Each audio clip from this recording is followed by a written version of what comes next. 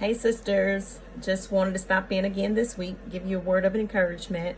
Loving the time that I know that we're all being able to spend with God and to be in the presence of the Lord and to be able to hear Him clearly. I don't know about you, but I have been able to hear God more clearly in this season, and so I'm thankful for it. That's one thing that we can count as joy, that we can hear from God and we know that God is listening to us as we're singing up our prayers because He's speaking some things back. Anyway, I just want to encourage you early this morning that as the Lord was speaking to me, one thing that He showed me again, He always shows me analogies. He always shows me pictures of things, tangible things. And a lot of times in my relationships with people, whether it be church or family or work or whatever it is, He can always kind of show me some things in that to make it make sense for me. And that's how I learn. And so one of the things that He was showing me this morning is how much money I've spent. And I always thought how much money I spent, but yeah. So I'm a shopper, so yeah. So anyway, so He had showed me how much money I have spent, literally thousands of dollars, and that's not an exaggeration, thousands of dollars on hair products for my youngest two daughters who are natural.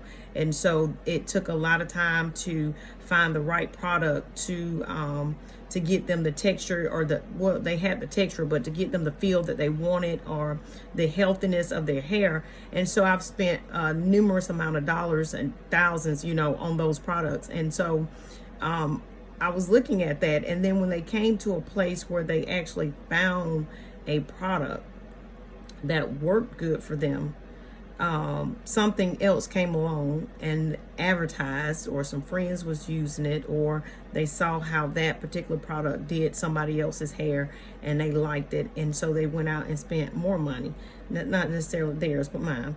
They spent more money on acquiring the other products in hopes of thinking that what that was advertised was going to be beneficial for them too in that same manner. And let me tell you, it wasn't. And so what the Holy Spirit was showing me is a lot of times we have what we need and we're sufficient in what God has supplied to us to give us what we need in the hour and the season that He has called us to carry out our purpose, our mission, our vision. But we're not satisfied because something else comes along and is advertised. It's almost being like we're tossed to and fro by every wind of doctrine. Every time something comes along that we think it's going to be better, faster, quicker, whatever it is, we jump on that bandwagon instead of being satisfied in what God has called us to in the hour He has given it to us. And so that's the analogy that He gave me. But furthermore, even in that, what happened is after they tried, they went from what was working and they tried something else. When they decided and determined that something else was not sufficient, or it didn't meet up to the expectation that they wanted it to, what they did then went back to what they knew worked. Well, guess what? The products that they love so much, that work so well, that they had spent all this money on trying to acquire to get to where they were actually at, it didn't work the same. And the reason why it didn't work the same, because now it had to do something different. It had to kind of repair the damage that had been done by something of them going out and taking the risk of trying something else. And so that is my takeaway from what the Holy Spirit showed me, and so many things in life that God has given me. And when I acquired, I was so happy. I was so overwhelmed with it. I was so rejoicing that God had given me something that worked for me. And the next thing that came along, I wanted that too. But I wasn't satisfied with what God had given to me. And so I started trying different things. And then when I recognized and tried to go back to what God had originally given to me, it didn't work the same. But that's not to say that it wasn't as effective as it was the first time He gave it to me. What that means now is that a lot of times we put ourselves in predicaments and situations where we go out there and put ourselves at risk, adverse risk for some things that causes damage and harm to us. And so now when we try to go back to God and go back to the position that God had us in the first place, the feeling is not going to be the same. The results is not going to be the same. And now we have to have patience now to get back to where we left from. So my encouragement and empowerment for me is stay where you are. Stay satisfied in the things that God has given to you. Stay content. You know, whether Paul said, whether you're a base or whether you're abound, be content in the things of God. We have to learn that, and learning is a process. And so God has graced us. He has given us mercy as we have learned to try to stay content in the things that he has called us to. So I'm just praying that in this season that we recognize that we are more than sufficient in the things that we have, because God has given them to us. So be content in what he has given to you. Don't try to go and chase after anything else. Unless God gives it to you, it's not worth having. So sisters, be encouraged, be empowered in this moment, that what God has given to you, it is sufficient for the process. And when you get to a next level, when you get to another point, then God will bless you with more, because he blesses us out of the abundance of what he has, not out of the things that we want and we selfishly desire. So just be encouraged. I know that was crazy and analogy, but it worked for me, because as we're in this season of purging and cleaning and reorganizing, you're looking at things that you have spent good money on that you maybe used one time, or you didn't use it at all, or you used it, didn't work, and you didn't give it away, you just kept it, and you're harboring things and you don't have place to put anything else. That is the exact analogy that brought me to that place, is that we got so much hair products over here, it's ridiculous, and we're not just satisfied with all of them. It's just one particular product that we need to do the job. But because we wanted to put ourselves out there and try so many things, then you just have to know that when you do that, it does cause damage. It costs you money, one. Two, it causes damage. And now you have to work your way back up to get repaired what has been damaged based off your curiosity and you not being satisfied with what God has given you originally. And on that note also, purging and cleaning, it's funny how we in this season that we're in the sheltered in state, we're in a state of emergency, we're in, we have curfews or whatnot, or whatever the case may be. And so we have also consciously decided to stay in our homes to stay safe, literally, as this pandemic is continually to evolve and to grow. And so we find ourselves, I know I do, I don't know about you, we find ourselves cleaning, we find ourselves reorganizing, we find ourselves purging some things, we find ourselves doing a lot of stuff in our homes that we typically would not have the time to do, or the energy to do, for one.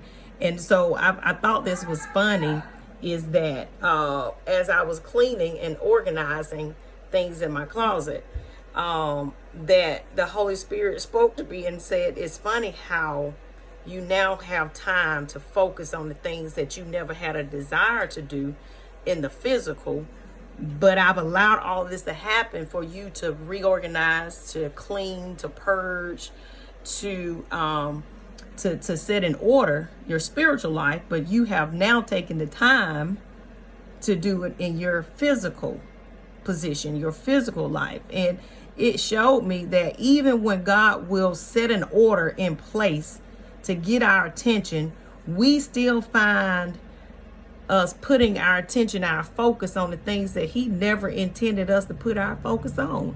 And I think that it's just so funny that now we're purging and cleaning and getting rid of some things and reorganizing and making assessments of what we need and what we don't need in the natural, but we're not doing that in the spiritual. And that may not be for you, but it is definitely for me. I know that God is speaking to us in this hour, and I don't want to present myself so holier than thou that I'm not any earthly good, but I want to just be transparent with you, is that, I've spent a lot of time eating.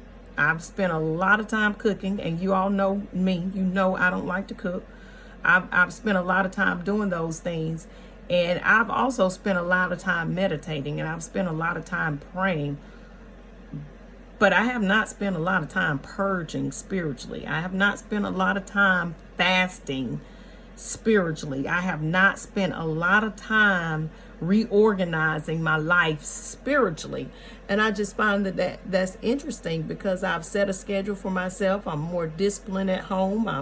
I always worked remotely from home. So getting up and doing my chores and my job has not been a problem, and being able to be isolated in a certain place at a certain time has not been a problem. But what I'm finding is God saying you're still doing really the same thing that you were doing before, because you haven't transitioned spiritually. And so I just want to encourage you. Maybe it's for you, maybe it's not. If it's not, just disregard it. But I just want to encourage you that our prayers can't be the same. Our meditation can't be the same. Our fasting cannot be the same. It's not. God is doing something totally different, and he's expecting something totally different from us. And we can't keep doing the same thing and doing it more passionately and think that God is going to respond. That is still the definition of being insane. If we keep doing the same thing that we've always done and expect a different result, that's crazy, right? So what I have found myself doing is doing the same thing, but doing it more fervently, more passionately, and more intensely, but it's the same thing. And that's not what God has designed for me in this season. He's telling me to do something different. You've got to do something different to get a different result. And what has worked for me in the past has worked. There's nothing wrong with that. It has worked. But we have shifted into a new season. And God is doing something totally different than what we've seen before. It's nothing new, but it's something that we've never seen before. And we have to respond differently as believers. So anyway, in all of my rambling, I really wanted to encourage you. I told you that as the Holy Spirit speak to me and encourage me and empower me on some things that I can share corporately, that's what I'm going to do. He has been dealing with me on stuff personal. But the things that I can share, the Holy Spirit empowers me to share with you, I really want to share. Could be rambling to some of you, could be inspiring to some of you, but it's definitely been life-changing for me. And I pray that it has and will be for you as well. I do love you. Outside of that, the other motive for me being on here is just I really wish I could see you. You can see me, and it ain't nothing pretty. You see all this? This is sad. Look at the gray. Look at that. Y'all didn't even know I was probably that gray, but that's just some. If I lift up my entire bang, it's over with. Yeah, I have a lot of gray hair, and it's just not in the front. It's all back here. So, but anyway, that's a whole nother cosmetic vein. Anyway, I wish I could see you. I love you. I'm praying about, and it is not so much that I got to put so much prayer on it. It's just me organizing. But we're gonna do a let's chat, let's talk, let's sit and see, or whatever we want to call it type thing, where we get together as just as the women's ministry via online. And I just want to see your faces. I miss you guys. I love you so much. If you think about it, how long all of us have been members of United Christian Fellowship, we've been there for a long time. And it's something when, you see somebody every Thursday, you see somebody every other Friday, every once a month, or you see somebody every Wednesday, or you see somebody every Sunday, from Sunday school to Sunday morning worship. You worked in ministry together, you do things together. It's something when you just don't see each other. And I just want to see you, because when you love somebody, every now and again, I don't care whether you talk on the phone or not, you just want to lay your eyes on them, right? And that's how it is. I just need to lay my eyes on you, to know that you're doing well, to see you, to have an impression of your face in my mind as it is in my heart. And so again, I know I've been saying this very redundantly and very repetitively, but be encouraged. Just be encouraged. Hold on. I don't believe it's as hard for us as believers as it is for those that are desperately seeking comfort and peace that's in the world. I know that. But what's different for me, I'll tell you my most trying thing, what's different for me is not being able to go to church. And I know that may not bother some people. But I have literally, and this is no lie, no fabrication, I have literally been in church my whole life. My whole life. My husband finds churches on vacation. Hello? He will find a church on vacation to go to. I grew up in church. I've always been in church. I think I don't feel right even when I'm sick. I do not feel right being at home. I have left 12-hour shift and came to work. Came to church. One eye open, one eye closed.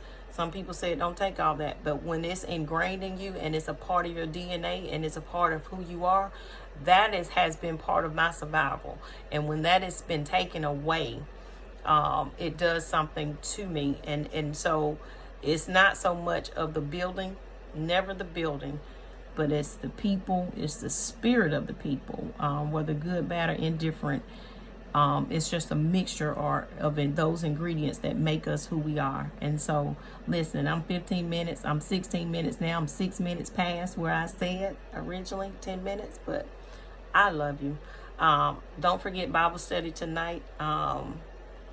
And we're going to do this quite often. I just want us to get our technology where all of us can just actually be online and see each other and just chat, okay? I don't want it always to be me talking and encouraging and empowering you. I want to hear from you and what God has been doing in your life as well. So, new way of doing things, right? We can't go back to the same way. This is not necessarily our new norm, but we're in transition to who God is really creating us to be. I love you. God bless you, and take care.